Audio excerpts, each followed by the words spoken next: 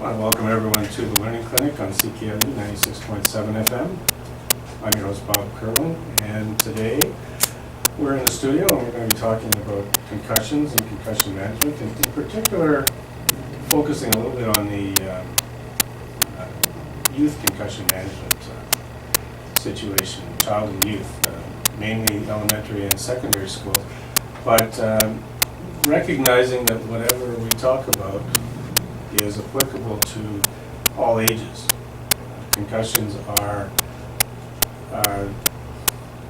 it's an injury that hurts the brain. It's an injury of the brain, and it's something that generally has a lot of long-term consequences. In many cases, there's a lot of consequences and results that we're not aware of yet. We're finding more and more about concussions.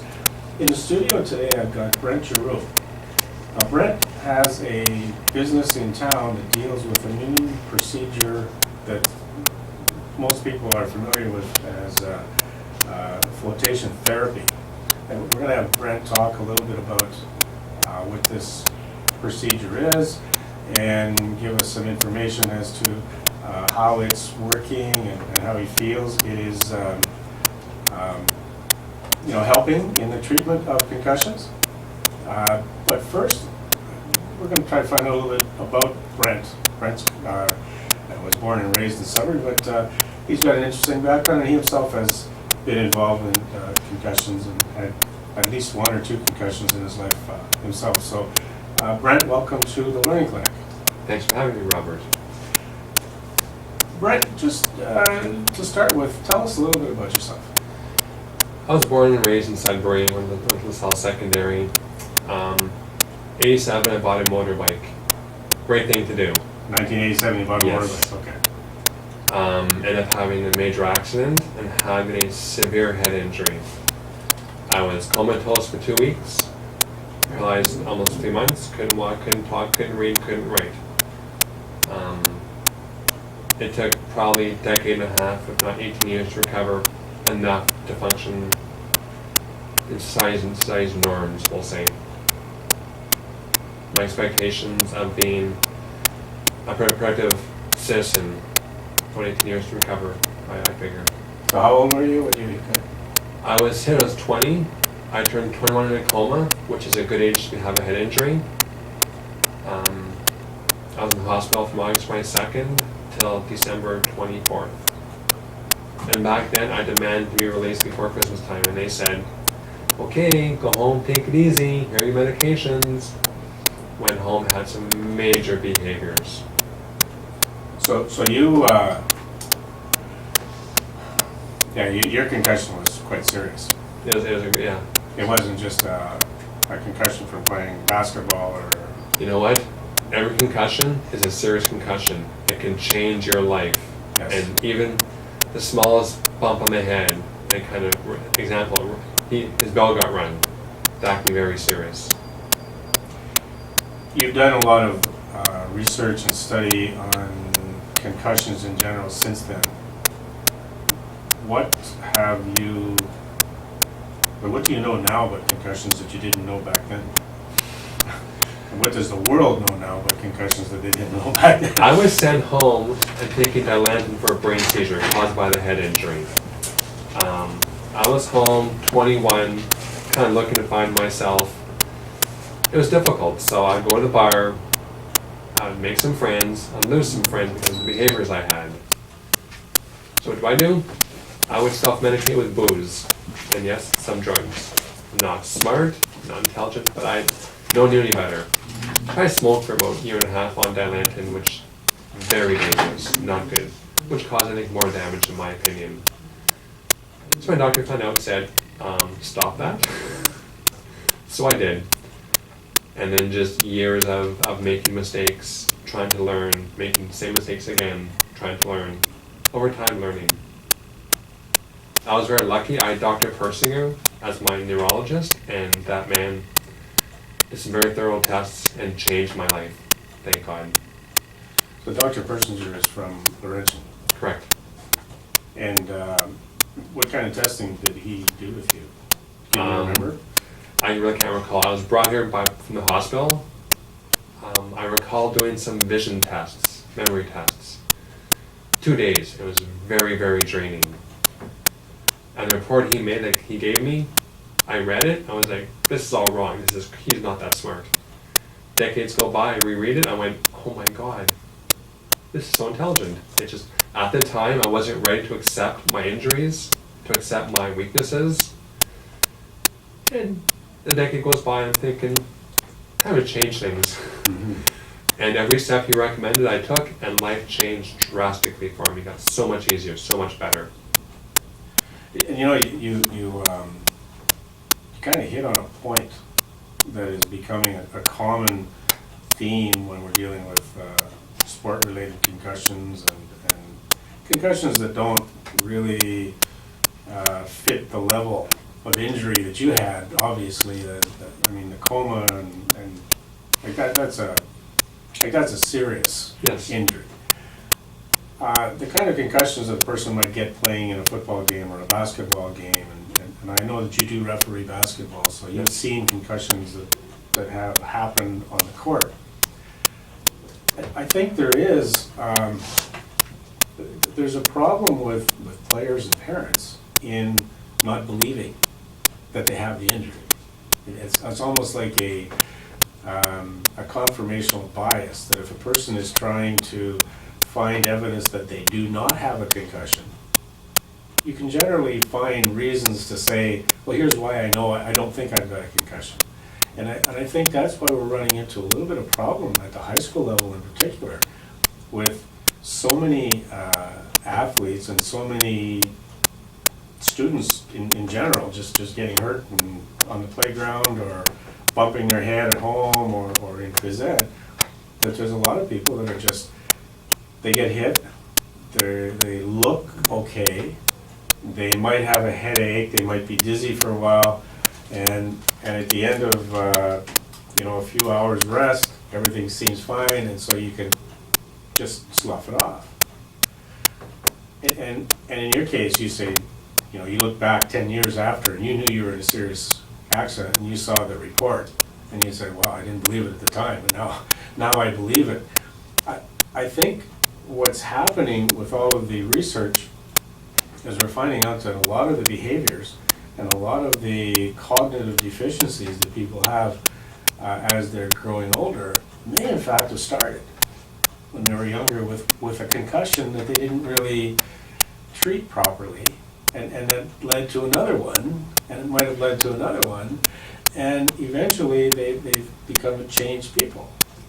And I think this whole area of what do we do to get people to say, well, instead of finding evidence that I can use to prove I don't have a concussion, how about if I find evidence that could be used to prove that I might have a concussion? How about we assume you have a concussion and go from there? And that's exactly it. I think that's where we have to get to. I think that's the gap. I think it's, if there is any sign or any symptom that is consistent with a concussion, assume you've got one. But even that being said, do you recall Pele played soccer, I think for Brazil? Yep. When he passed away, his brain had several dead spots on it because he'd always had the ball. Right. It's not a concussion, but over time, the repetition of having the brain hit the skull time and time and time again, it adds up. Yep. Every concussion to anybody is always a severe concussion. It will affect you long term, it'll affect relationships, it'll affect jobs, it'll affect how you function, how you feel. Yep. Oh, I totally agree. And I think that's what we're finding out with more and more research. And the research is coming out almost monthly. We're rewriting all the books on concussions almost monthly with the new research that's coming out. And sadly enough, I can't remember where I read it, but I did read recently that somebody was saying that decades from now, we're going to look back at this generation and say the concussion of our generation was like the asbestos several generations before us. Nice. Where asbestos seemed to be okay, you put it in all your buildings, And now you're finding out you better take care of it because it's caused all these problems that are coming up Yeah. now that we didn't pay any attention to. And I thought, that was a really good explanation because for years, we've basically been just shaking it off. It's a bump on the head, shake it off, very get back scary. into the game. Sure. And now we're starting to find that, gee, there are people in their 40s and 50s. Why are they showing all of these signs of premature aging? Why are they showing that their brain is like the brain of a 70-year-old when they're Dementia. only 50? Dementia. Early dementia. Even the normal cognitive functions, like why is it so hard for a person to now place faces with name? Why can they no longer remember certain things? And I think in the old days, not that long ago, people just say, well, that's just happening. Your brain is deteriorating. You're getting older. But now that we're living into our 80s and 90s, when this kind of aging of the brain comes in your 40s and 50s, you got to be wondering, is there something more to it? And so calling our concussions the asbestos of our generation really kind of hit home. And I thought, you're right. Maybe we thought that it was okay. Now we're finding out it isn't. So what do we do about it? Well, we got to get rid of the asbestos. So what do we do about concussions? Education. Education, and you have to treat them better when you find them. Mhm. Don't just pass them off. We may be getting a little bit quicker into your flotation therapy, but I really like the flotation therapy because I think what's happening is we're starting to find some of these alternative treatments that are not, commonplace, that are having an effect on the treatment of concussions. And But this is interesting. you say commonplace for Canada. Socially, yeah. Overseas, these pods are huge. Yeah. Unfortunately, overseas, they accept chelation treatments as treatments before heart surgery and all that kind of stuff too. So, yeah, you're right. Commonplace for Canada, for North America. It's not. Yes. It's not part of what we are accustomed to in North America. But how does it work? What is back in 1954, excuse me, Dr. John C. Lilly created this tank for head injuries. And the concept was, if I can remove stimuli from the brain can shut down and heal itself. In actuality, the exact opposite happened. The brain became more active, not as frontal, prefrontal, parietal cortex, as one lobe. So therefore your brain became stronger. It put you back into theta and prolonged theta waves. It's like mastering yoga, which may take you 25 years. Give us 40 minutes in the pod, and you're much more relaxed. I have teachers who teach yoga that float, that love it. It's the next level of relaxation, and it makes the brain work as one lobe. It made my brain much stronger, much more focused. I could think clearer. I slept better. I was much more upbeat. So for me, it changed my life. So explain again how that works. Medically, scientifically. It makes the brain work as one solid lobe. So it's what? And we know we've got 5 or 6 different Correct. sections. And all sections have different behaviors related to each section. Frontal lobe is memory, is word retrieval. I'm actually not sure anymore. It's been so long. Yeah. But various lobes have different jobs to do, different behaviors to maintain and control. So if you damage a certain lobe, like for example, frontal lobe, you may have impulse control issues. Yeah. And a lot of doctors today feel that they can look at the signs and behaviors of a person after concussion, and they can almost pinpoint where the injury has occurred. They're saying this. I don't think whether they're like. Why we're take a all chance? connected. Why take a chance? Yeah. Get the proper doctors to look at it. Do an MRI. Do testing. Because you can do biofeedback, which they can pinpoint parts of your brain to work harder and have your brain control a mouse on a computer screen. It sounds very different, but they've had great success with it. Yeah. So in your case, it works as one. It kind of makes the brain work as one. Does that slow things down inside the brain? Is it? kind of have the brain relax? Actually, it does. Makes the whole body relax, but the brain being, in my case, the major benefit for me. Brain runs everything in your body, Correct. so I guess. Personally, I have a horrible speech stutter, speech impediment. I speak way too fast most of the time. Did you always have that? Or did It became after the worse. accident? It became worse after the accident. Okay. Since I've been floating, my stutter all but stopped. My speech rate, my cadence, doing pretty good actually. I'm impressed. It still takes work, but a lot less work. So why is that happening? Do you know the Scientific thing? Ask scientific- Dr. Persinger. Okay. For myself, my brain just seems more focused. It seems sharper. I learn quicker. I learn easier. Because the brain's looking for stimuli. So after you float, go home, read your notes, and your brain absorbs information. In my case, we've seen success with whiplash on several occasions. One session, it's gone, which I find unrealistic, but they've loved it that much. I've had people tell me with head injuries come out going, oh my god, life seems normal now. Now, every float session is cumulative, so the effects last longer and longer and longer.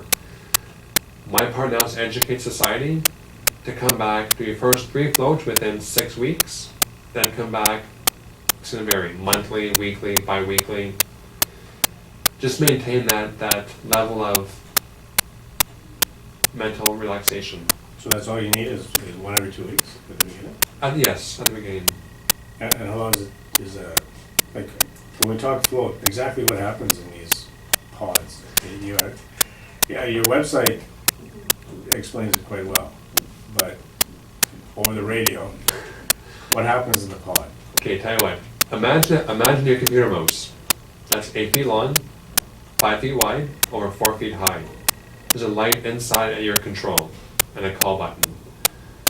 About 36 to 40 inches of water, roughly 1,000 pounds Epsom salts. So you walk, as a first-time customer, you walk in, we chat, you have a waiver to read and sign. I give you the pre-float speech. You go into a private room, you lock your door, I give you a towel, 2 face cloths, earplugs. You have a body wash shampoo mixture there, you wash up. You get in the pod, you lie down. Then you move around for the first few minutes because you're very buoyant. Once the water calms down, I recommend you breathe very normally, very just normal. If you want to, go in the darkness because you have no sight, you have no minimal if any sound, you have no sensation, you have no gravity. So you're shutting down all the visual stimulation that Yes. the brain gets from the senses. And you'd be surprised how much stimuli, like as we sit here, we've got the ticking clock behind me, the lights, gravity, the color. There's so much going around. People, I can see the reflection of the window of people moving.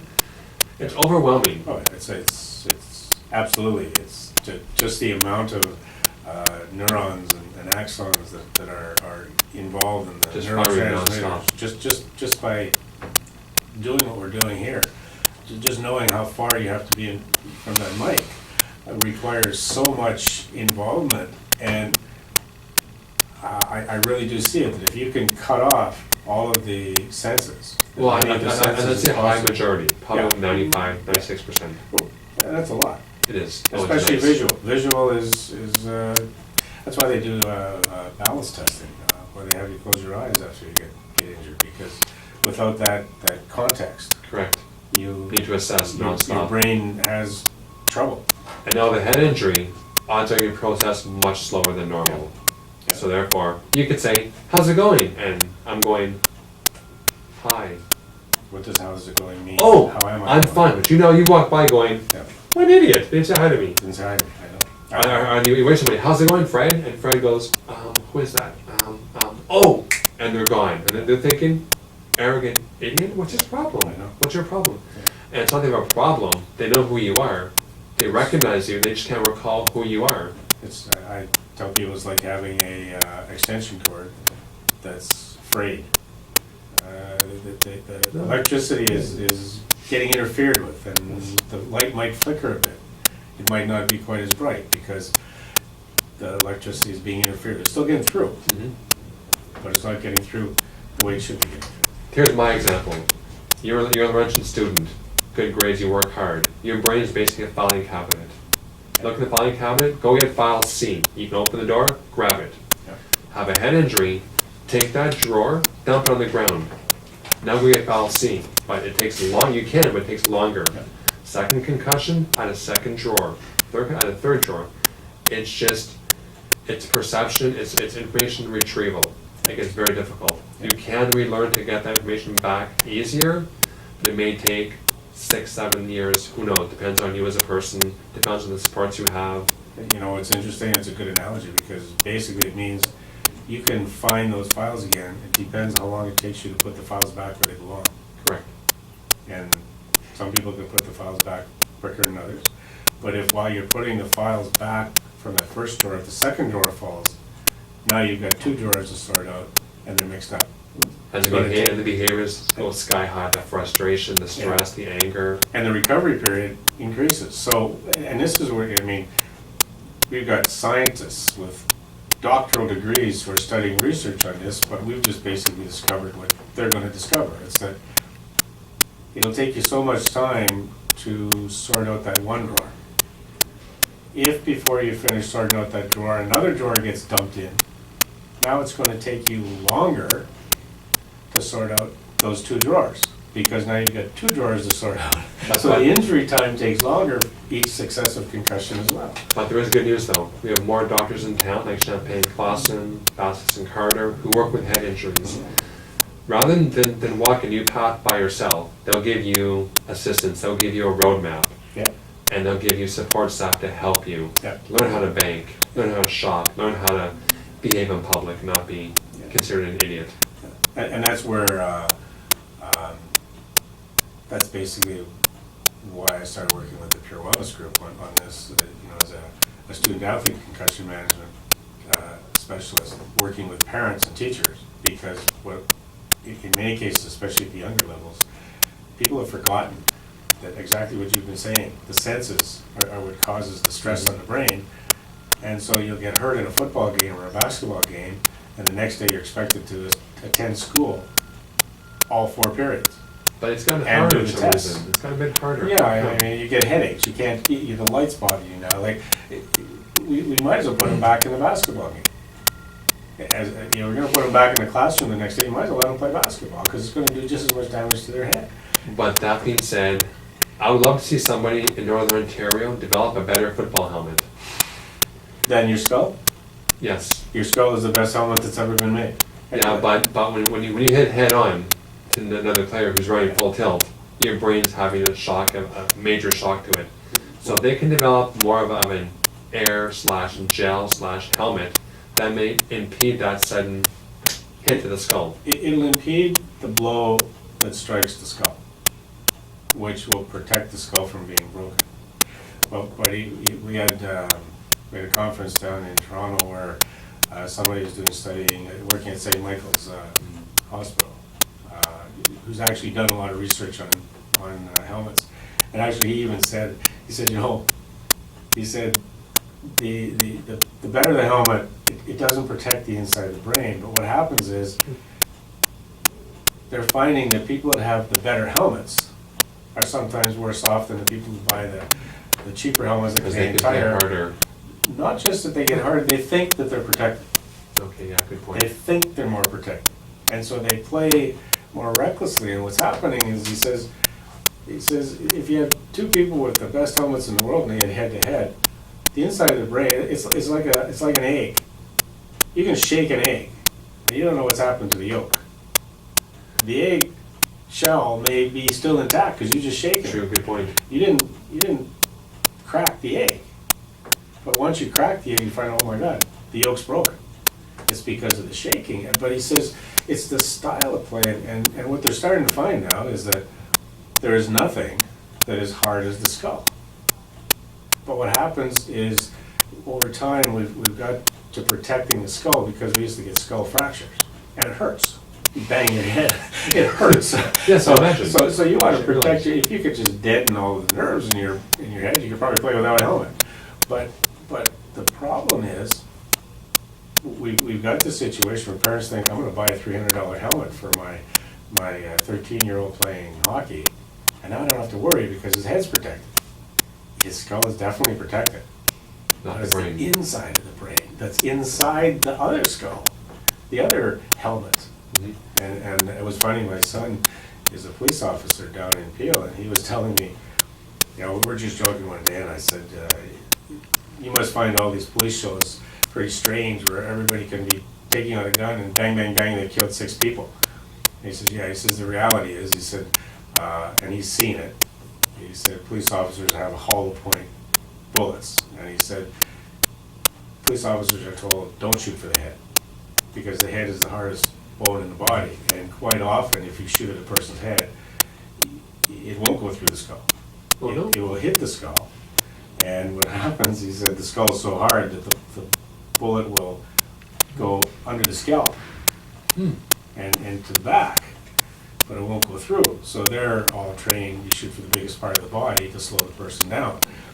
If you hit a soft spot in the skull, then yeah, it'll go through. What were the odds of that happening every time? Not every, on shows it does.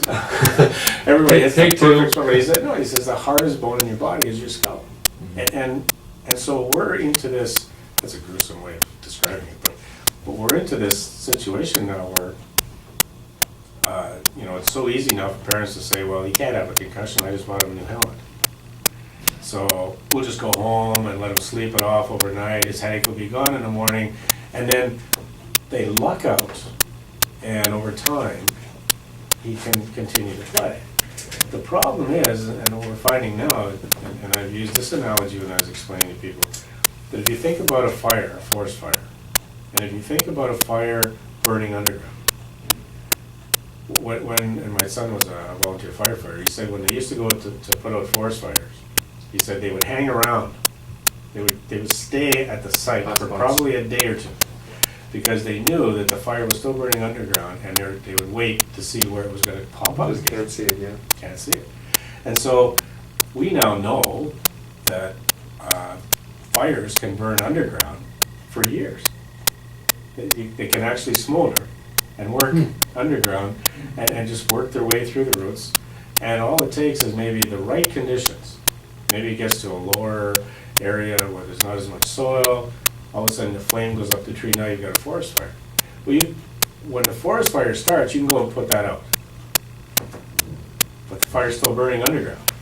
And so when you look at a concussion, when a person gets hurt and all of a sudden they get up and they look groggy and they're dizzy and they've got a headache, and now you can see the flame. Now you know, rest.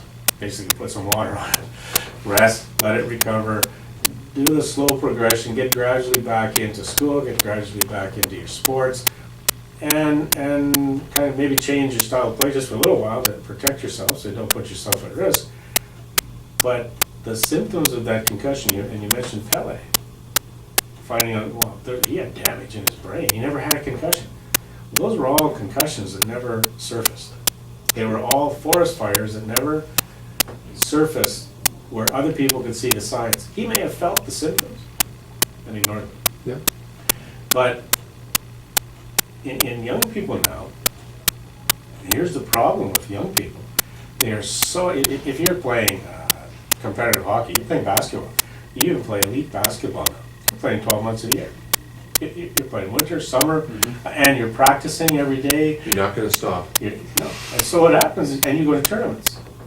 So you get hit in the first game of a tournament. Because concussions can sometimes take, symptoms can take 2 or 3 days to evolve, you play 5 games with a concussion before you go home. And then when you go home, you're just tired. You're just tired. And you don't stress realize the game. being tired is a symptom of concussion, not just because I played 5 games. Yeah. Oh, okay, let's hang on a minute. No more practices for a week. But the parents have to be the ones that say that. Well, the kids can't, because the kids' brains are still developing. They right. can't problem solve. And they think that they're invincible. But here's what's scary. The good age to be have a head injury, between 18 and 21. Kids in high school don't understand the severity. A head injury in high school could mean college versus university, could mean no school versus college. And well, he may be diagnosed as just being, no, he's lazy, he gave up. No, he didn't. He can't process information properly. He needs more guidance. And it's sad because then these kids self-medicate with drugs. Well, he's a druggie. No, he's not. He's coping. Yeah. That's his way. Yeah. And you hit it bang on. The situation, and I feel terrible because I taught for 28 years. And as I'm learning more about concussions, I'm thinking, how many kids that I teach that I basically got upset with because I just thought that they were being smart alecks. And they changed, and I said, yeah, when you get a kid that's 13, 14, 15, they change. Their whole, like, the hormones, they change.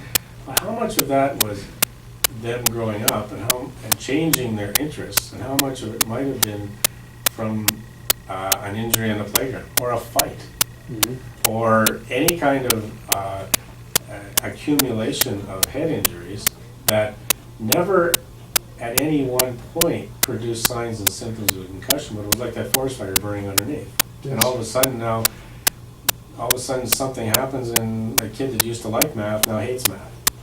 Well, something had to happen for that There's the flame. difference. Yeah. So what do? You say, well, he's just changing his interests. Well, maybe. But you're better off erring on the side of caution. Let's start with the math again. Let's try to get him back interested again. Because those files, like you say, when the drawer falls on the floor, they're not lost. They just have to be put back in their spot. Yeah. And they work once, so you just have to put them back in. They didn't get all burned up unless those were the locations of the injury and those neurons got destroyed. But that being said, at the R.E.S.T Center, we're looking at bringing in HBOT as a secondary service, hyperbaric oxygen treatment, Okay. and that works well with head injuries also. It Oh. can actually revive dormant brain cells. Absolutely, because unfortunately, who knows why this happens, but I mean, as soon as you get any trauma to the head, the chemicals that are produced and get interchanged between the damaged areas signal the body to slow down the flow of blood to the brain. So the oxygen and the glucose is slowed down. Some brain cells may die, and some may become dormant. If they're dormant, they can be revived. Yes, but I like the idea of the oxygen, because what the oxygen does is it increases the oxygen in your body, which means it increases the oxygen that's being carried to the brain, but the brain slows down the blood flow. So what happens now is when the brain needs more energy to repair the damaged areas, the body has cut off its food supply. You now have an energy crisis at a time when you need to focus all of your energy onto that one damage, or the damaged spots. And if you're also at the same time being forced to use some of that energy because you're in among bright lights, or you're reading, or you're on your cell phone, then what happens is you don't have enough energy to deal with the damage. I use the forest fire. If you've got a bad forest fire and you got to put all your firefighters fighting that fire, if another fire breaks out in another part of the forest, you now have to take some of those fighters and go over there. You've now kind of hurt the ability to put out that first fire, and you got a second one starting.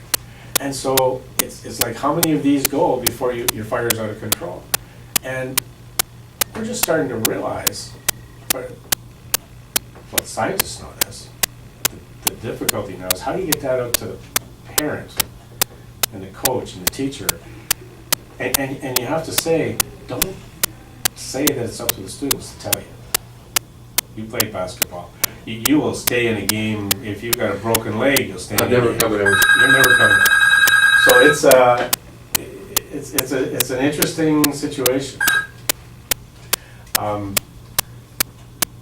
We have so much to learn about concussions, and it's I don't know. I'm really interested in this oxygen thing now. Can you explain a little bit more about how it works? HBOT stands for hyperbaric oxygen treatment therapy. Hello? It is amazing. Hello. If it's a standard structure, it's bolted to the floor. Yes. You have to have a PhD to use that.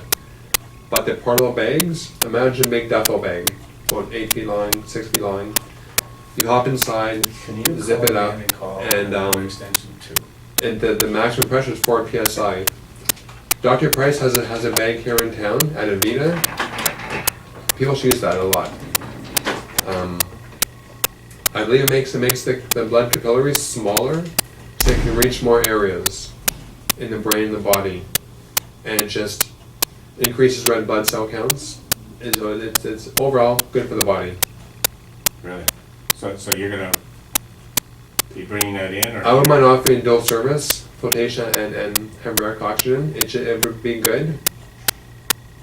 I think having a pure wellness center with everything that it offers is good, because as we're learning, medications don't work. Narcotics, antidepressants don't work. So let's go natural. Yeah. Well, one of the things that Dr. Price is working on, it's a project that I'm working on with him at the same time, is we're developing a pure wellness group that is web-based and community-centered. So what we're doing is we are bringing in affiliates from the community that don't happen to have an office on Regent Street. So rather than building a large structure and having all of the healthcare providers come to that one center, what we're saying is if we assume the group to be a group of like-minded individuals who had services that could be useful in a wide range of treatments, then you don't really have to all be in the same location.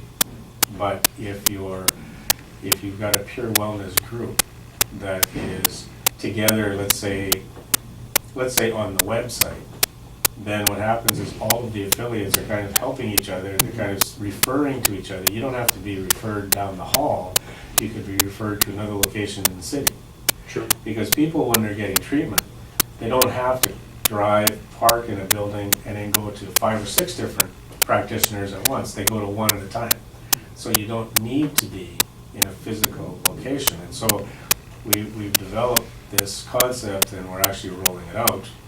And one of the things we're doing is we're going to be going out adding healthcare practitioners who want to be part of this group, who will then be part of the Pure Wellness Group team, and people can go to Pure Wellness Group, can call up the receptionist to actually book appointments with the different practitioners. So it's almost like a web-based portal.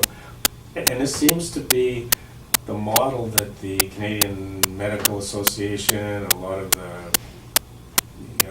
the people involved in the future of healthcare feel it has to go this way, that you can't rely on people being forced to come to the medical practitioners anymore. You've got to go out to them to make them aware of what they can do themselves. Education.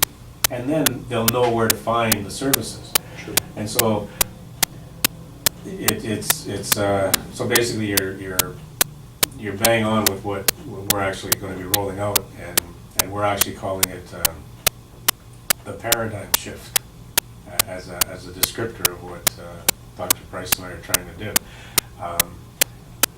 We're dealing with 2 main areas that a lot of the parents and young people are concerned with today. And one of them is concussion management. The other is child and youth mental wellness, the mental health area. And we're dealing with the adolescent areas because that's the area when the brain is developing. That's the area where the brain has the most neurons that it's ever going to have. By the time you're in your mid to late 20s, your neurons have cut down in half because you go through a pruning process. Actually, they're saying 25 now for males and 23 for females when their brain's fully developed. Yeah, and that fully developing is like a pruning. So I think the numbers are astronomical, but when you think that you've got 1,000 trillion connections in your brain, neural connections in your brain, and by the time you're 25, it's down to 500 trillion. Your brain is kind of pruning out the areas that are not needed so that you've got more energy to devote to the developed portion of your brain. But that being said, stop by for a float Sunday and experience it. The brain works so much better after you float. You're focused, so those connections are, I'm not a doctor, I asked Dr. Price. I assume the brain's reconnecting on so many different levels. you're only dealing with the electrical impulses and the chemical impulses on half the neurons that you've got when you're young, but that's because you're developing so many new experiences, and it's kind of one of the reasons why you learn so well when you're young. It's More creative. and you've got more extension cords to send the signals through. True. But if you're not using them, then the brain, for some reason, the body is able to say, we're not using these sections, so we don't need them anymore. And you kind of weed them out. It's almost like if you want a plant to grow well, you have to prune the branches so that the energy and the food and the light can focus on the stronger part of the brain, the developed part of the brain. But that being said, I guess a lot of doctors feel that the age where children are more susceptible to brain injuries are between the ages of 13 and 18, because that's when you've got, I guess probably it's the lifestyle. That's when Higher risk lifestyle. they're more susceptible to damage, and they've got more area of the brain to damage. Because you're invincible at that age. Yeah. So does your flotation therapy work on any age? Yes, under 6, I'd actually under 10. I'd hope the parents stick around for the child in the flotation tank. My friend's daughter, who's from a broken family, very stressed out, loves floating, calms her down, makes school better, makes she's happier, makes life better. So this is not just for concussions, this is good for just the whole This is mental good health. for stress. So mental health, mental Yes. fitness. It's a pure holistic means of keeping your sanity, I guess you might say. Are these pods, are they expensive? Because we're talking alternative health. Yes. Alternative medicine. They're pricey because these pods came from England. Okay. I personally looking at doing some R&D with up by Cambrian. I forget now. Okay. Yes, thank you, Norcat. I'm working with them, and I wouldn't mind being a leader in Canadian flotation and make this more acceptable for every hospital, every, Do hospitals use it? not to my knowledge, not in Canada. But as I've researched HBOT, and several hospitals have like a airplane style room for patients. They get wheeled in and they'll have experience HBOT at the same time. So you're running into the problem where in order for people in North America to accept something, you have to have so many years of research, and you have to be able to scientifically prove it works, and patients coming out there saying, but I feel so much better, isn't proof enough No. for the researchers yet. They want to know And scientifically how it works. to find research done in Canada, there's lots of research in Sweden, in Russia, Korea, in England. Some reason people want Canadian research here in Canada, which is fine. It's to find that doctor who's advanced thinking and say, let's research this. Disease is caused by stress. Less stress, less disease. Let's research that. Yeah. So what's stopping us? I'm not sure. I've got probably 7 or 8 doctors from the ER who float, but they're more reactive. I'm sore, go float. Now what, come back once a month and avoid that pitfall every 3-4 months. No, I'm fine, I'll come back when I'm sore, I'll come back when I'm stressed out. That's our lifestyle, isn't it? Like we don't, Unfortunately, it is. we wait until there's an injury before we go and get help. But before we get sick, before our brains develop dementia at a younger age, this is more preventative. Mhm. I personally, I know for a fact, I have a high risk of dementia at a younger age. If you break your arm, odds are you develop arthritis in that section of the body. If you damage your brain, what's brain arthritis? It's dementia. Yeah. And these pods will put your brain, make it stronger, help it become stronger. Now, I'm not medical, but to have a doctor come in and research that, I've had my last employer come in, who's a psychologist, and do tests pre and post float. Big difference. Computerized tests? Or Yes. Yeah. And he's found a difference? Yeah, actually, this girl does biofeedback, Okay. and she found a substantial difference. So the brain was functioning better after. Yes. functioning sharper, she had more control over her thought process. It was amazing. Let's get that a bit deeper. Let's have a thesis study for next year on a fifth-year psych student, neuropsych student. Let's research stress in the brain. Let's research relaxation in the brain. Concussions. We can find concussions in Sudbury. Yeah, the statistics are scary. They figure that 8% of adolescents will experience a concussion each year. Which means that if you take there's more than 10,000, I don't know exactly, but there's more than 10,000 students attending grade 7 and grade 12 in the greater Sudbury area right now. This year, 800 of them will have a concussion that produces a symptom, produces a sign Wow. of concussion. Now, these aren't concussions that don't produce any signs or symptoms. 800 of them could be identified. They won't be. That's But they alarming. could be. Now, the more alarming statistic is that if 8% per year are getting concussions, there's 2,000 of those 10,000 students today in class walking around that have had a concussion since they were 13. They were told to walk it off. Suck it up. They've had one. And you know from your research that if you've had one concussion, you're 3 or 4 times likely to have another one. Yes. Because the damage has been done, the damage is there. So my concern, and this is why I want to focus on helping with the academic part of the recovery process, is that those are the ones that have produced signs or symptoms. What about the ones that haven't yet, that are still going through their life with this fire burning underground that hasn't come to the surface yet? Now, And self-medicating. yeah, right, doing all kinds of things to their brain, all kinds of, whether it's food, whether it's drugs, whether it's, like, so we're doing so much to the brain, we've got this burning. Now, an underground fire can burn itself out, so that it may never cause a fire. But it's gotta be, the conditions have to be right to allow it to burn out. If you keep adding fuel, then it's gonna continue to burn. So we're sitting here with a crisis, and this is why I like the analogy that decades from now, they're gonna look back at the 20th and 21st century and say, that was the asbestos that they talked about back in the 40s and 50s. That, it came from something good.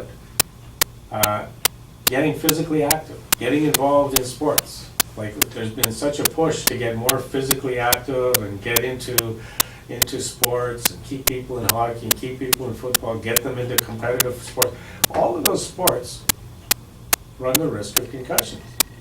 And even when they talk about non-body contact sports, girls hockey has a higher rate of concussion than boys hockey. And girls hockey, there's no body checking, there's contact. The problem is, it's not whether you're getting body checked or not, deliberately, whether that's part of the rules. You're falling, you're bumping into the boards, you're bumping into each other, maybe not deliberately, but you're still doing the bumping, and you're not as strong. The other problem is you're not expecting to get hit. So I used to say, you probably have less chance of getting a concussion playing in the NHL, because you are peak physical condition, you're strong, your neck muscles are strong, you are prepared to be hit, and when you do get hit and get a concussion, you're getting a concussion, but you probably had a number of concussions over the years, and now your brain is less able to withstand that. But you're far better prepared than a 14-year-old who plays in a no body checking league, because he's not prepared, he's not strong, he's not ready for a hit. He's getting concussions more than the NHL. I agree, but because in the NHL they have more professional, like the trainers now have education in concussion assessments, they're going, you're off, you're gone. So it's become more apparent to society. Oh, yeah. It hasn't trickled down to high school yet, which is quite sad, because they have more risk of having an altered future by one concussion. Yeah. There's, I talked to one football player from the Canadian Football League. He said he had about 8 concussions, he was a lineman, that he said they were in a situation where they couldn't afford to have a concussion because they'd get replaced. Yeah. And there's how much money? and the other thing that really bothered me was I read an article about the Canadian girls water polo team. It was their water polo team, the Olympic team. And they had a severe rate of concussions. They had almost half of their players had In concussions. water polo? Oh yeah, there was a lot of kicking. There was a lot of, going underwater. Wow. And synchronized swimming. A lot of concussions in synchronized swimming because they're underwater. They're being kicked. But Wow. the water polo, the Olympic water polo team had a lot of concussions during the season preparing. When they got to the Olympic trials, they were about 2 or 3 weeks before the Olympic trials. The coach basically said in an interview, he says, "Well, we've had a lot of concussions this year, but we won't have any more until the Olympic trials are over." None reported. That's right. That's actually scary. And that was in an article in the Globe and Mail. He says, this is the quote. "Well, we had a lot of them, but there won't be any more till after the Olympic trials are, because the girls were not going to admit that they weren't going to. Now, here's my story. Imagine being 13, 14 years old. You haven't learned enough life skills yet to get you through those years. You have a head injury. Now you can't learn those skills. It's hard to learn these skills. What's going to happen? You have to relearn all over again. But if you can't relearn, well, you can relearn and reroute. Yes. I almost call it like a detour. correct, I agree You have to entirely. retrain. You have to get different circuits Yes. to work. But I've always said too that it's like if you're traveling from Sudbury to Toronto and Highway 69 is blocked, someplace on that route. You can get to Toronto, but your detour may take you an awful lot longer to get to Toronto because the detour you have to take. If you're down in southern Ontario and you have to go from Toronto to Niagara Falls and the highway's blocked, it's not going to take you long to get around that roadblock because there's lots of roads that you can take. So you can make your detour, and the end result is you're probably going to get to Niagara Falls a little bit later, but not that much later.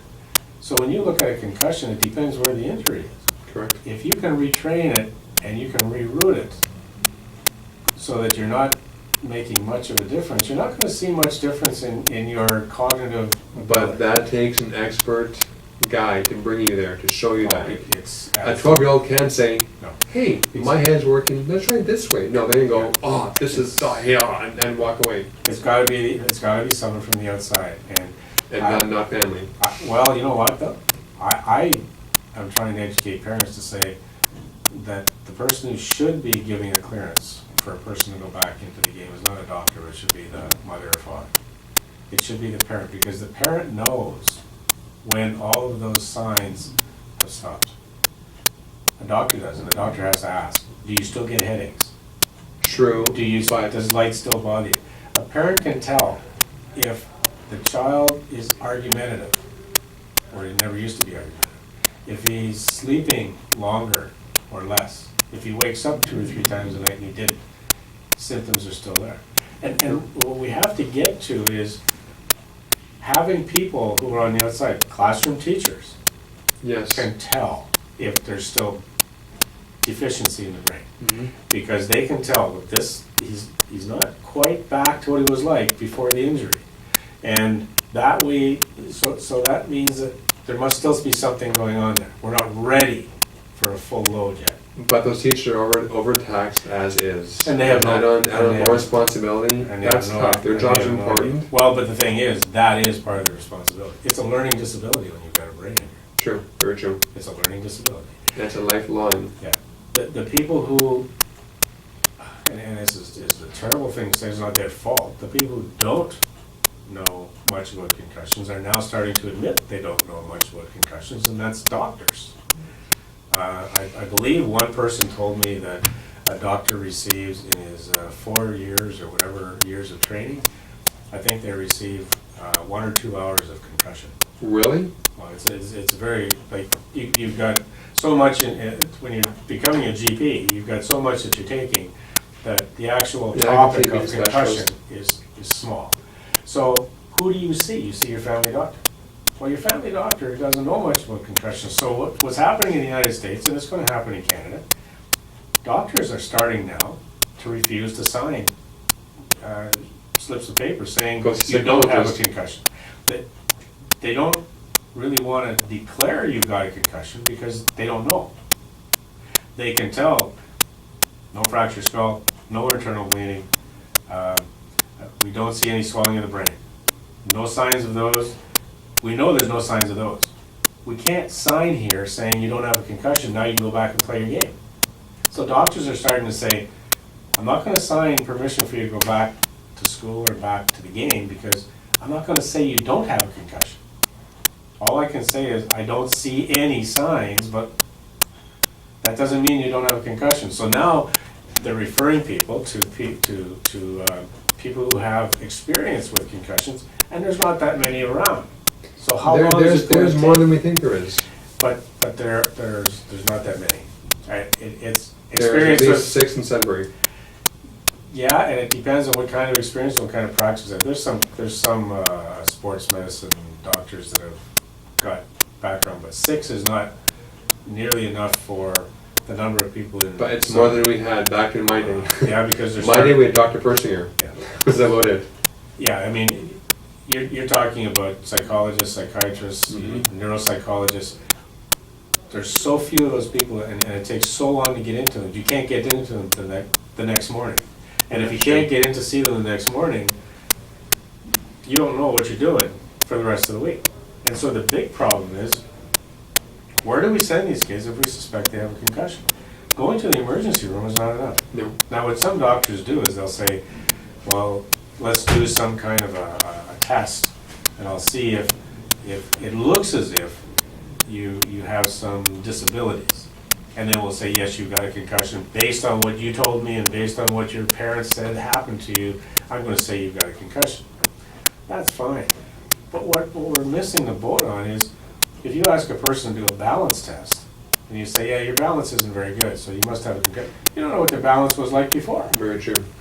You need the baseline. Mm-hmm.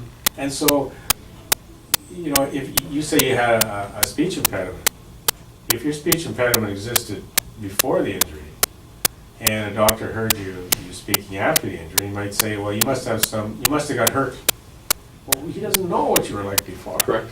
But he knows that there's a problem. Yeah, there's a problem, but it was pre. It was made worse by, yes, very true. So we had a real problem, but the kinds of things that you've got with the flotation and the oxygen and the chiropractic that we're starting to see works, and the gradual re-entry into school while you're gradually re-entering your physical activity, we're starting to see that when you put all that kind of stuff together, it helps the brain redevelop those detours, those neural connections that they need in order to get back as close to pre-injury levels as possible.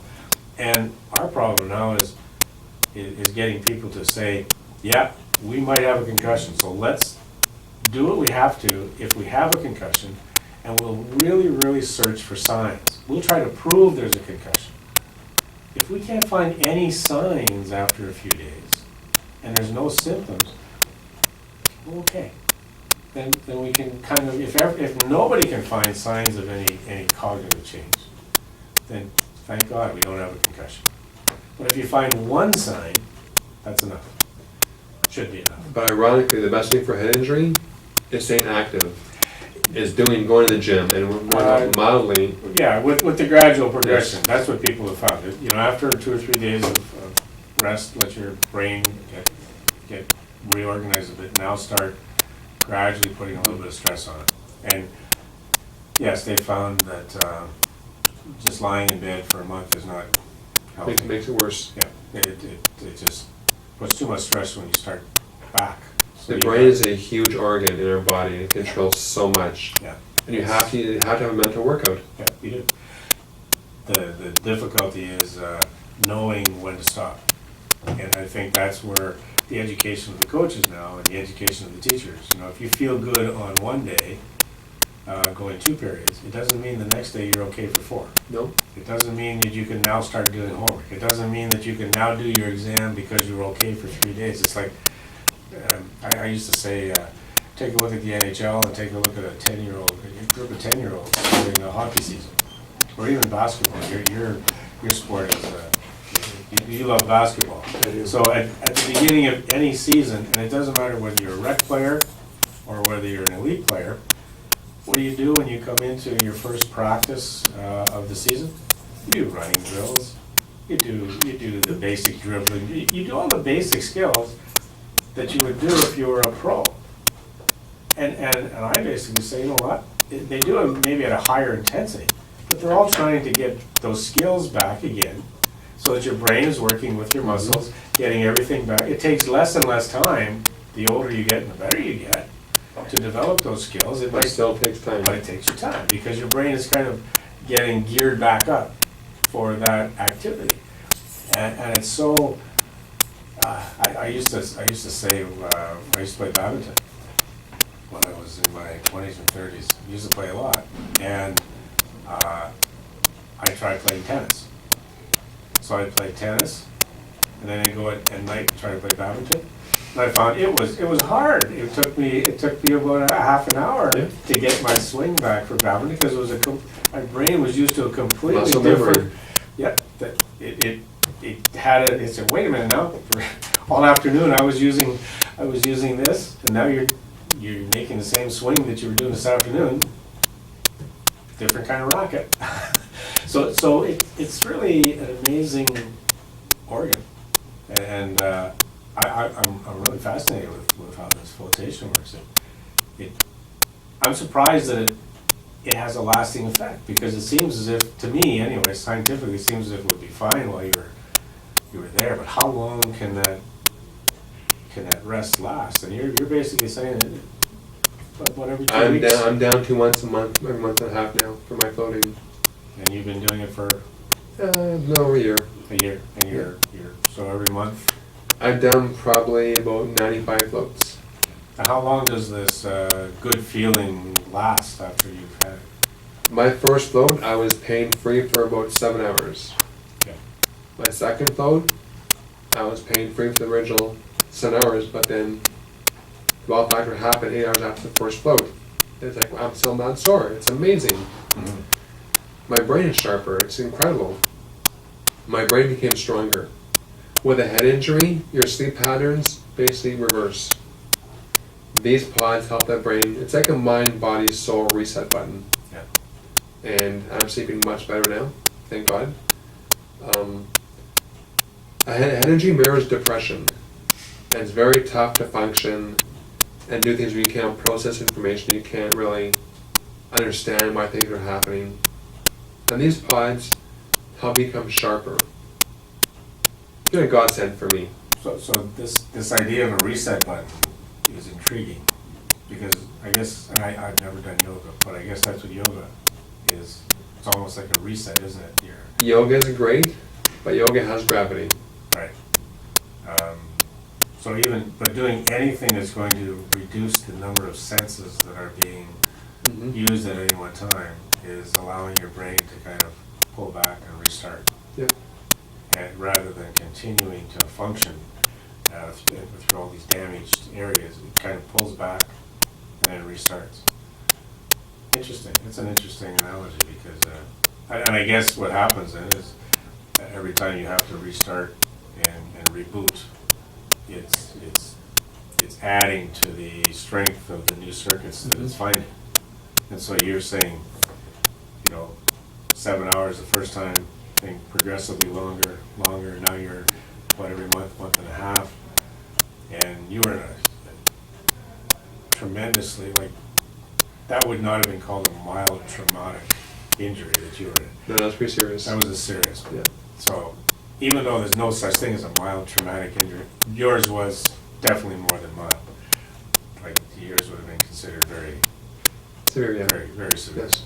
So to see that progression, I can imagine that this might be a really interesting way of treating a regular basketball, football, fall in the playground concussion, where it may be that one treatment every couple of weeks for a while will get you back on track. Here's the average person's biggest stressor. I ref basketball with Mr. Ketter. Love it. But every year I stop reffing in the fall, take off the summer, and go back and scoping at school. Every year I must sit down and relearn the rules because I've forgotten them. If I don't use them every day, I forget them. Right. And that's demoralizing, embarrassing. Tell your friend, I'm reffing for 14 years, I've got the rules. Come on, Brent, just do it. It's embarrassing. So, we wing it, we take it. Do you find that was a result of the accident? Yes. Okay. The recall becomes easier, But it's not, the relearn becomes easier. but it's not the way it was before. Correct. It's not, boom, okay, got it. And that is an interesting point, because it's one of the things that I mention when I'm talking to kids that have been hurt. Let's pick a hockey player. If they got a concussion and they used to be a forward, and they were always, going into the corners, they're always getting, and I say, maybe you might have to become a defenseman, where you're not as into the rushes as much. You might have to change your style of play. Maybe instead of going out and being a checker all the time and trying to throw body checks, maybe you should change your style and become a playmaker. Because you may not be as capable of performing those skills that you used to perform. For example, I think one of the reasons Sidney Crosby took so long to come back from his injury, and I heard this explanation that he gave once, was that his peripheral vision was affected by the injury. And where he used to be able to see players coming at him and be able to judge how far they were away, he couldn't for the longest time. So even if he could see someone coming, he lost that sense of how far away they were. And processing.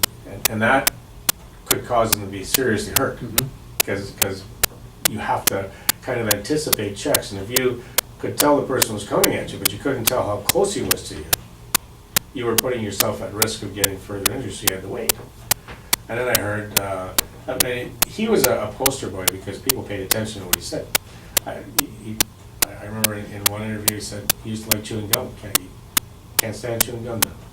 Here's a perfect example. Go back to about 10 years ago. Eric Lindros. Yep. He was in front of the net, slap shot comes in, he would always reflect the puck up or down and score. Perfect. Had a concussion. He may miss one puck every now and then. Second, third concussion, timing's way off. You can't process fast enough, and that's how severe a head injury can be. It's just, for us, it's a 2-second delay. Not a big deal. For an athlete, touchdown versus fumble. Yeah, absolutely. And it's just being able to duck a hit or getting nailed. Yeah. And getting hurt. What you're doing with these kids is fantastic. Kids need more education. They don't realize how severe it is. Yeah. I bumped my head. I was watching the news last week. A woman was skiing and got branched in the head. Not a big deal. Went to bed, went to work. She was a geologist, and she was lost at work. The average Vermont has over 75,000 thoughts in a day. That's overwhelming. And now take some of those and you can't process them properly. Yeah, just slows it down. Like I say, it's that frayed wire. Yeah. That's a perfect example. The electricity's going through, but it depends on how big the fray is. And at some point, it's going to short out. Yeah. If it shorts out, then there's nothing getting through. If it's just a little bit damaged, there's electricity getting through, but it may not be able to take as much electricity, or it may overheat. It'll break down eventually. It will, and that's a given. Replace the wire, and it works. Now, how do you replace the wire in the brain? Well, the axons do grow. Like you said, form new paths. Form new paths. And that's a perfect analogy. And it's not that you, it's almost like I say you've got the skills. Now it's a matter of matching the skills through the pathway, so it controls the muscles and controls all of your functions, so that you can do close to what you were able to do before. You may find that you can do things better, because maybe the first pathway was the wrong pathway. now that I know more about the way the brain works, I would explain to parents why I was not a teacher who believed in giving out homework.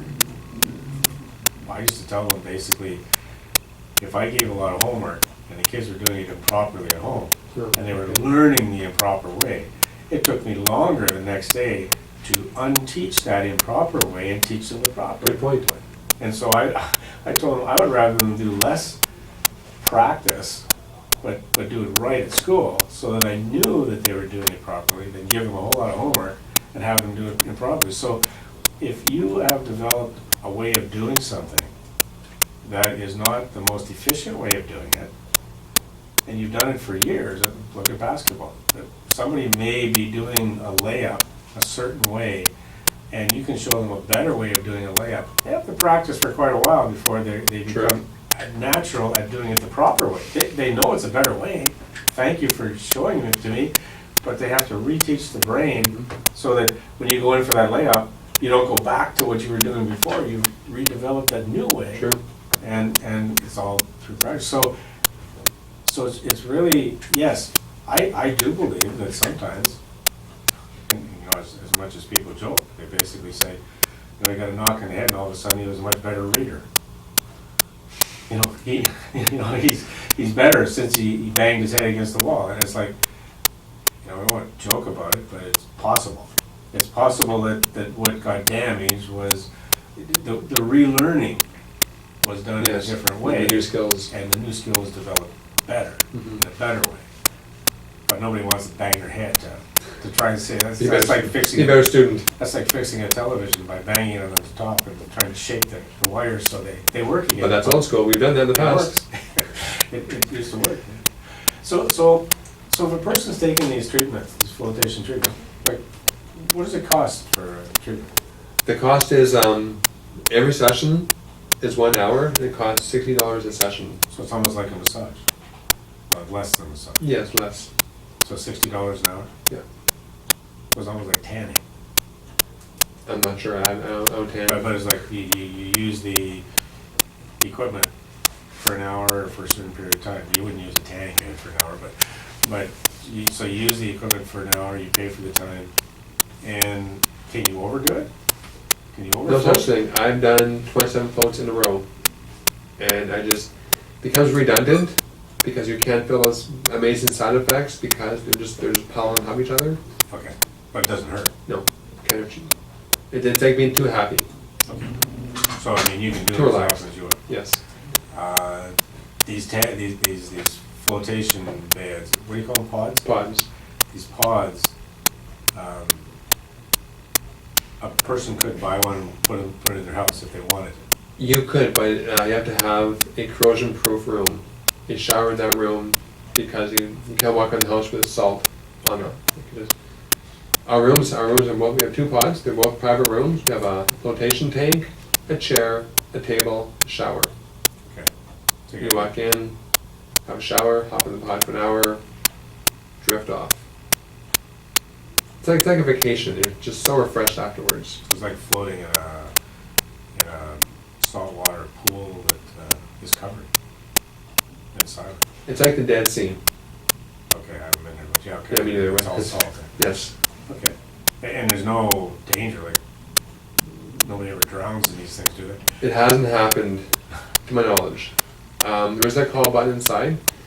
You can float if you're suicidal. You can't float because it gets to the point it's very internal. Can you fall asleep? Almost do. I've often woken people up by knocking on the door. Hello, hello, hello. I've knocked on the pod for some people because they're snoring so loud. Oh, really? Yes. Okay. After every float, there's a 1 micron filter attached to the pods, which cleans the water. It filters skin cells, human hair, and chlorine. After it's filtered, some chlorine's added. I check integrity twice a day. So it's very clean. And 1,000 pounds Epsom salt, nothing can grow. 1,000 pounds of Epsom salt. Yeah. That sounds like a lot. It is. So you really can't sink? No, I'm 6'9", 220. You can try and sink, but you'll give up.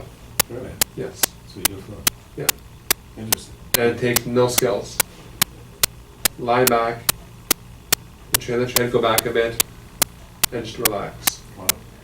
After about 5-6 minutes, you can tell where your skin ends, the water begins. And it's at room temperature, it's at, It's between 34.7, 35.6, depending on the season. If it's wintertime, it's warmer. If it's summertime, it's cooler. so it's around body temperature? Yeah. Okay. So you become immersed in this. I'd say half your body, 2/3 yeah, is immersed. Interesting. Very relaxing. It's amazing. Yeah. Is this, are you the only location in Sudbury? So far, yes. We can see move to a bigger location next to you with 4 pods. I think 4 pods would serve Sudbury and surrounding quite nicely. Once people learn why they want to float, what it does, there's athletic performance, there's head injury, there's whiplash, there's chronic pain, there's sleep, business, you're sharper, depression. We have seen success with chronic pain, fibro, head injuries, whiplash, back issues, stopped almost immediately. Really? So you're, and you don't need a referral to do Nope. this, you just, it's Walk just, in, give us a call. it's considered an alternative treatment? The big thing is, we strongly recommend, almost insist, no caffeine, which is coffee, tea, pop, or the sports power drinks, and no really big meals for at least 3 hours before you float. Any reason? Keeps the brain. I went to London for a celebration chamber years ago, and she said, busy Brent, going to the store in 2 mornings, have your lunch, come back in 1 hour. So I did that, had my tea, my chili and a muffin. Went back, my mind could not calm down. It just kept on. I hit REM and stayed in REM. REM and beta, didn't go beyond that. The brain couldn't calm down. Okay, I see. That makes sense. Yeah. Once your brain's relaxed, you basically, you're awake but not alert. You're in theta and delta brainwaves, which is the most relaxed you can be. Now, is there a follow-up or a recommended protocol to follow in between treatments? Like, should you take an hour a day just trying to be totally relaxed in your room? That wouldn't hurt, but it's up to you. Everyone's different. Every float's very different. It's very personal. What you experience one day may be more intense the next day. Okay. Depends on your mood, on how your day is going, how you slept. I had a gentleman come in last week. It's funny. He came in on a Harley, club colors. It was kind of humorous.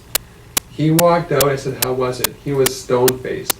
He walked right towards me and hugged me and said, "I feel amazing. My pain's gone. Why?" Now this big, broad man, long beard, long hair, biker guy, was hugging me. It was hilarious. I had one come in 2 weeks ago with fibro. It was the weekend before her 50th birthday. Husband dropped her off. She came in, a bit skeptical. Dear float, she walked out again. Walked out and hugged me and said, "Oh my God, Brent, I feel amazing." Husband came back, picked her up. They left. Have a great day. Got a phone call 2 hours later. "Brent, Fred here." "Excuse me?" "My wife was just there." "Oh, okay, I know who you are." He says, "I gotta tell you. Left your center, went for lunch." I said, "Okay." Walked the boardwalk. "Nice. Now we're going shopping." I said, and it's important to me because he said, "Last month we do one of them. Then go home, she'll go to bed. Now she's doing 3 things, and she's happy, laughing, and she's energized. What happened to her?" I said, "She did nothing." Doing nothing is something worth doing. Nothing. That's good. That's a quote from Dr. John C. Lilly. Yeah, what happened? Nothing. And she feels great. But it's a chance to have extreme relaxation. When I'm in the pod, it's like 6-8 hours rest.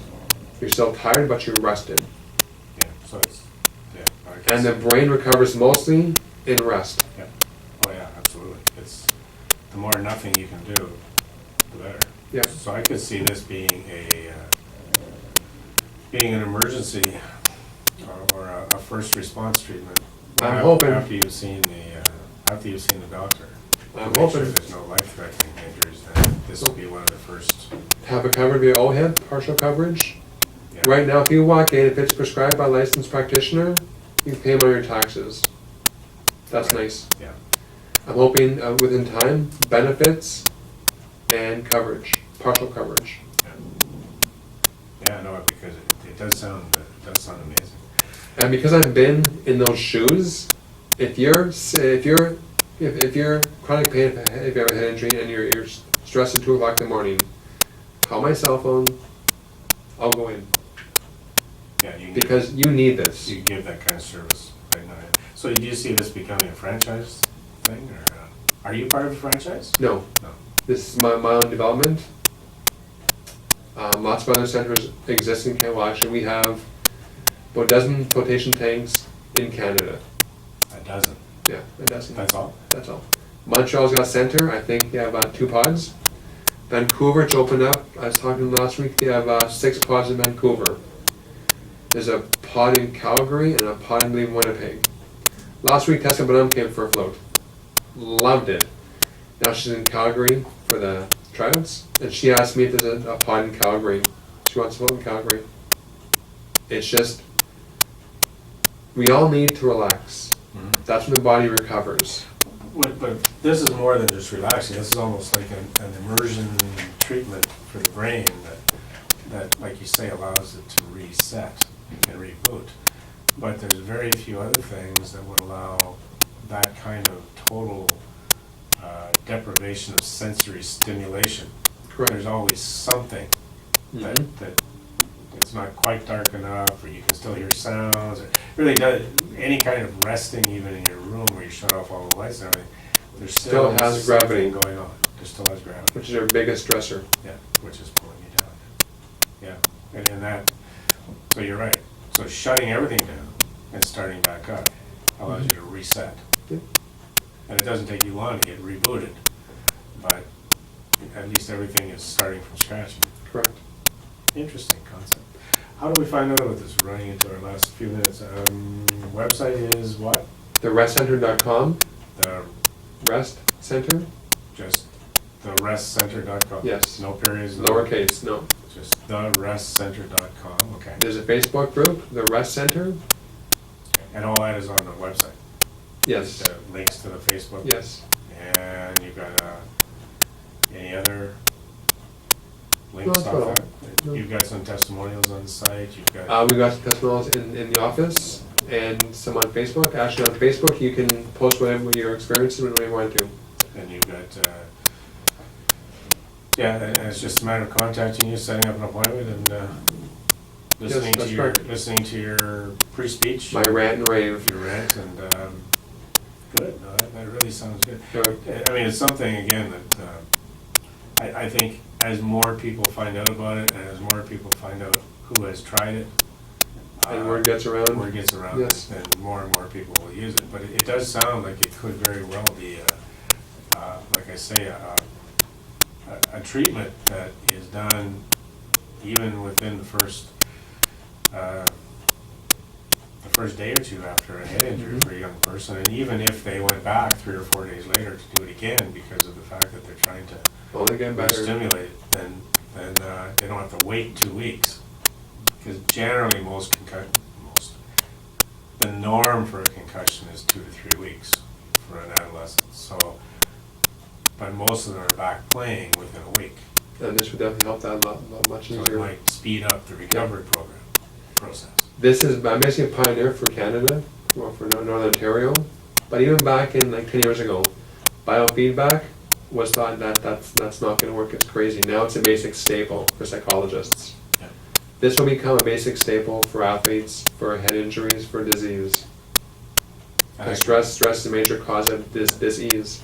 It may even have implications for children that are finding their whole school experience overly stressful too. I can see this type of thing being a calming effect Yes. on young people. These pods are in Germany right now, being used to treat war vets with PTSD. I've seen it happen at our center, and we've had great success with it, with an EMT. And his doctor said, you know what, go try this, I think it works. I can also see some implications and some use for in the corporate sector with employee wellness and Yes. employee productivity. Mm-hmm.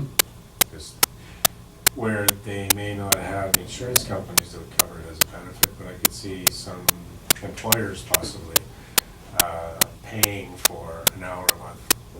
And they want to buy in bulk, they'll give them a discount price.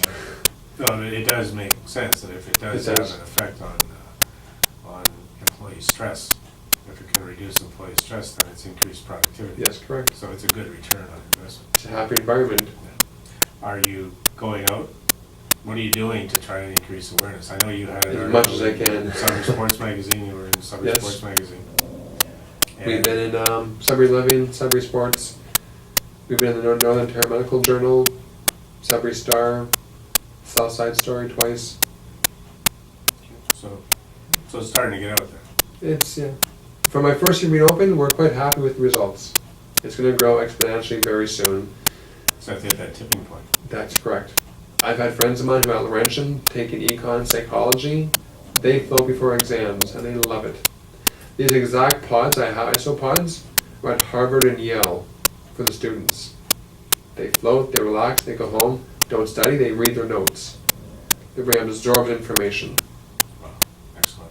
And this is, I'm hoping to see Dr. Persker's students next few years, do some research, because they're all about brain and behavior. Mhm. And these pods are purely brain and behavior. Yeah, makes sense. Thanks, Brent, for coming in. Just to remind listeners, you've been listening to the Learning Clinic on CKLU 96.7 FM, or you've been listening to it being streamed live on CKLU.ca. And we've been talking about basically, I'll use floatation therapy. What's the correct term? The Floatation therapy, floatation pods. therapy. R.E.S.T is short for what? Restricted environmental stimuli therapy. I'll continue using flotation therapy. And talking about how it is beneficial for people that have brain injuries through concussions, whether it's sport related or life related, caused any way, but also how it can be used for to improve your mental fitness level. So Brent, thanks for being with us today, and I thank you for your time. it's been great. And again, your website is The R.E.S.T.Center.com. okay, and the learningclinic.ca is where you can go on the World Wide Web to find out information about the radio show. We're going to have an abbreviated version of the Learning Clinic this week. Next week, we're going to be talking to a girl in California who is suffering from post-concussion symptoms, and she was involved in a motor vehicle accident about a year ago, so she has a Facebook site, and we're going to talk to her about what she's experienced and how she is using nutrition, diet, to assist in some of the rehabilitation that she's, Omega-3 is good for the brain. I believe that I've seen that on her Facebook site, yes. Right? So all of these alternative treatments and these alternative procedures for concussion, they all make sense. So And thanks. they work. Yeah, then they work. So thanks for being with us, Brent. No and problem. Thank you. Stay tuned to CKLU 96.7 FM and enjoy the music.